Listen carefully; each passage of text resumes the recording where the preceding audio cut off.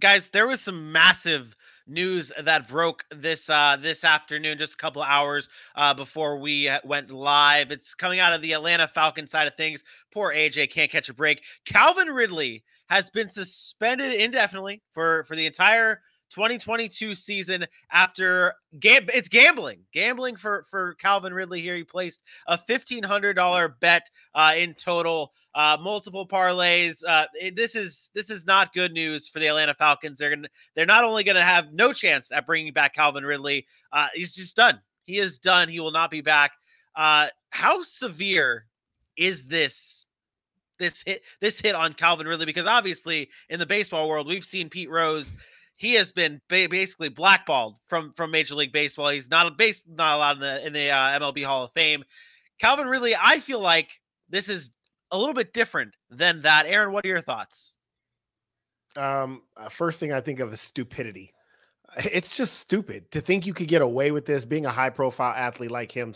And he was betting on his own team and against his own team or whatever it was he was doing. It's just stupidity to me. He's not the first player in the NFL that's done that. There's been a few other players. There was a player a few years back, I think he was on the Cardinals, that got banned for his season. Yeah, and he wasn't a marquee player in the NFL. So it kind of, the news came out, it got swept under the rug, and we kept it pushing. But this is a bigger name player in Calvin Ridley, obviously one of the best wide receivers in the football when he's on the field.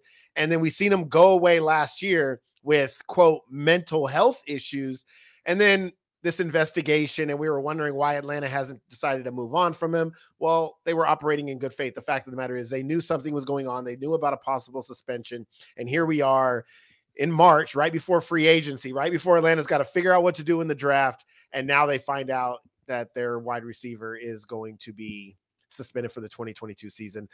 They're already depleted at the position. It sucks for Atlanta, but Calvin Ridley, his career probably will never be the same if he even ever comes back. So it's sad, but it's just one of those things, man. You're an NFL player. It's just stupid.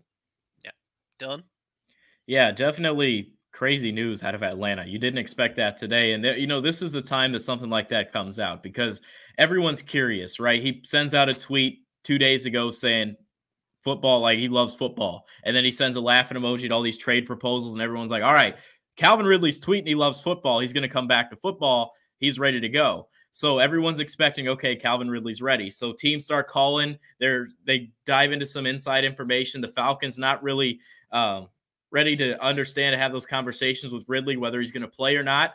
Then 2 days later, the news comes out about all this, and it's just a horrible situation for Calvin Ridley. I mean, if 1 year is all he gets, I do think it's not that big of a punishment for him. I think it should be more. You mentioned Pete Rose. I mean, he's not allowed in any MLB ballpark in baseball. Like he physically cannot interact with the sport. Well, baseball's stupid though. Yeah, baseball goes too far. But so that's what I wanted to bring up though with what happened with Pete Rose. This is a different time clearly in the world of sports in the world of sports betting where it's a little bit more normalized now and with everything, and obviously it's not normalized with the athletes that are involved in these games, but again, Calvin Ridley was not playing at all. He had really nothing to do with the team at all, and he was placing the bets during that. Obviously, this is a bad thing, and he deserves the suspension.